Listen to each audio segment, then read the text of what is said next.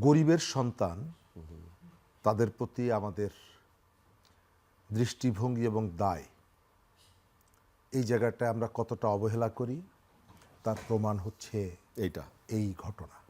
হামের যে জায়গাটা, এটা অবহেলা করা হয়েছে। প্রথমত আমি মনে করি যে ডক্টর মোস্তাক হোসেন তিনি জনস্বাস্থ্য বিষয়ে অনেকদিন ধরে কাজ করেন। সরকারের বক্তব্যগুলো কখনো কখনো পরস্পর বিরোধী হয়ে যাচ্ছে। প্রধানমন্ত্রী গত পরশুদিন বলেছেন যে অন্তর্বর্তী সরকারের অবহেলার কারণে এটি হয়েছে। গতকালকে আবার আমাদের স্বাস্থ্যমন্ত্রী বললেন যে গত দুটি সরকারের জন্য এটি হয়েছে। অর্থাৎ আমরা এই মুহূর্তে কার জন্য হয়েছে তার থেকে গুরুত্বপূর্ণ কি করতে হবে, কি করতে হবে এই মুহূর্তে।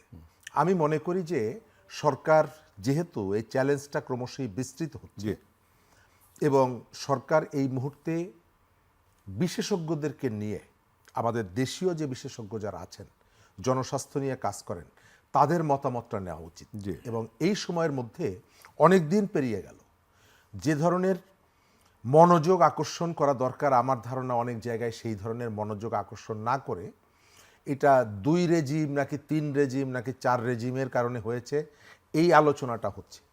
এই সময়কালে রেজিমের আলোচনাটা আমরা একটু সাইডে রেখে সংকটটা নিরসন করার জন্য কিভাবে দ্রুত এই টিকা পৌঁছে দেওয়া যায় এবং এই পরিস্থিতি মোকাবেলা করা যায়।